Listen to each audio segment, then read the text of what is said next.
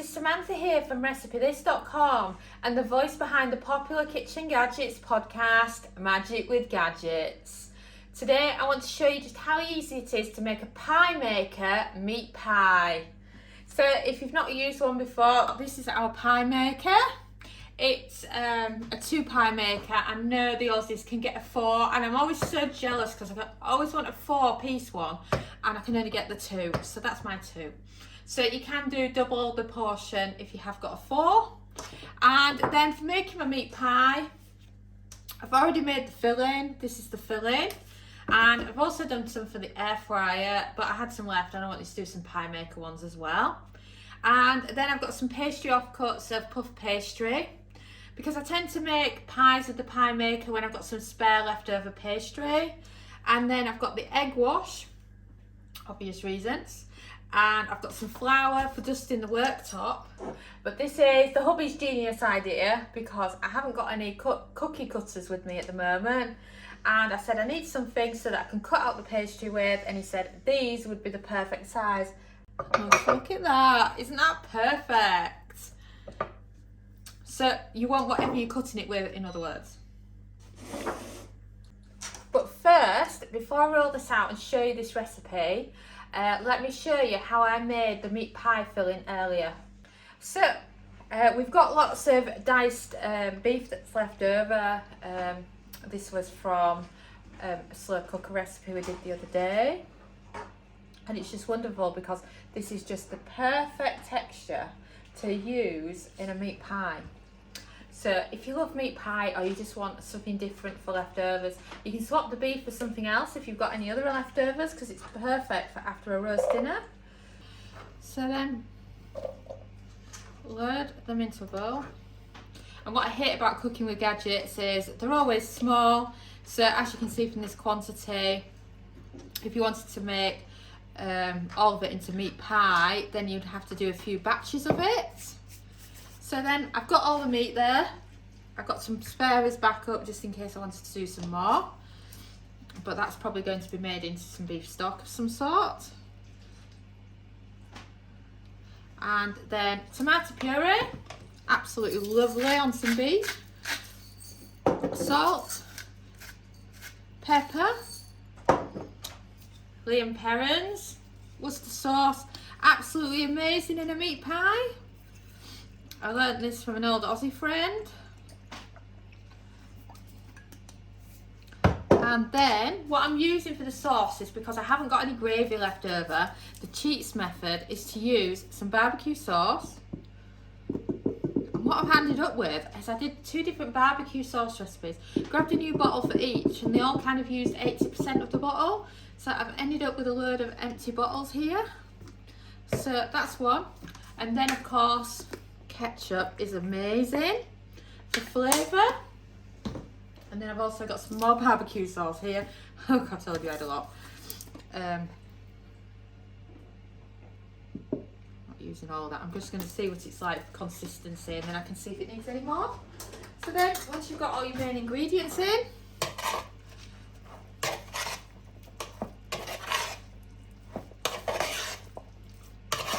give it a good old mix. For me, that hasn't got enough sauce, so I'm going to add the rest of this barbecue. And this is my favourite brand of barbecue sauce, George's favourite as well, and it's brilliant. Cooking with.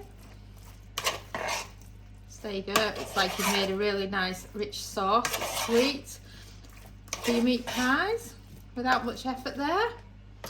And I'm also going to add in some oregano for some extra flavour as well. There you have it. That's your meat pie filling ready for cooking with. I mean, just look at that. Doesn't that look fantastic? So now you know more about our filling, let's crack on with rolling out some pastry and making these pies.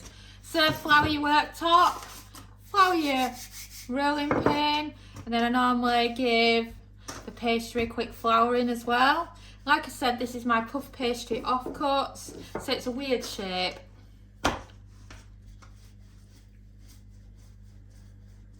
But what I love about puff pastry is you can have these weird shapes, roll it out, and it's perfect. Look at how quickly you can roll it out as well. I always say, puff pastry, I always buy it frozen, and then I defrost it, and then I just let it sit there and get to room temperature before I actually use it. I'm just going to give it an extra flour in.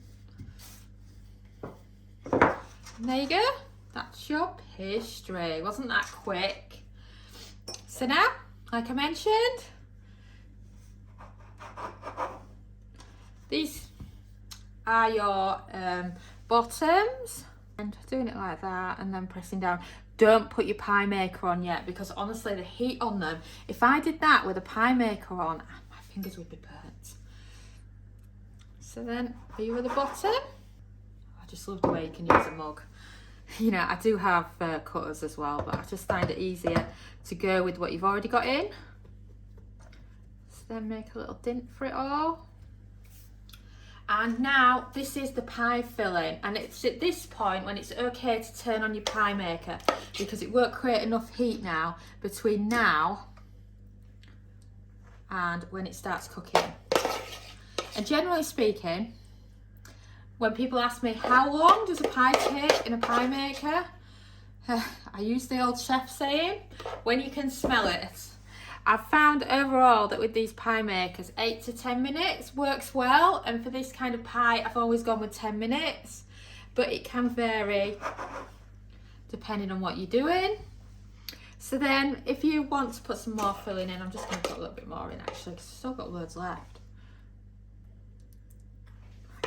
So now get some lids on.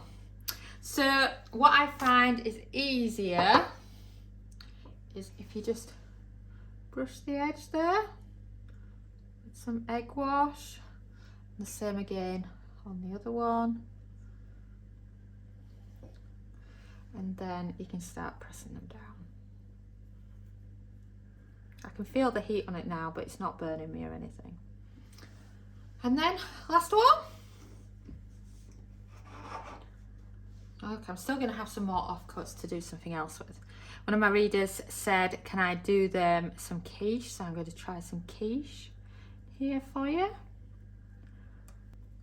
And then, last but not least, let's help our pie breathe, shall we?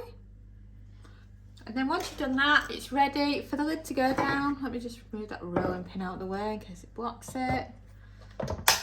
And then lid down. And like I said, I'll be back in 10 minutes. They don't have a timer on them, so I recommend you set your stopwatch for it.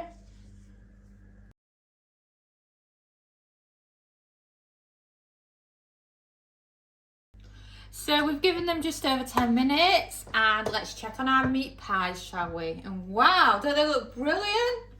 So now, grab yourself a plate. Is a spoon, because then you can go right under like that, pick them up like that, and it's just a perfect easy way to grab a pie out of a pie maker. So you do that with one, then you do it with the other one, same again, look, onto the spoon and then down, and there you've got it. You've got your 2 pies made in the pie maker. It's a great use of leftovers, or for anyone that just loves a pie. Thanks for watching, and don't forget to subscribe to our newsletter at recipethis.com/newsletter, as well as following us on Pinterest and Facebook and joining our Facebook group. We are also on TikTok now, so don't forget to follow us at TikTok /recipethis.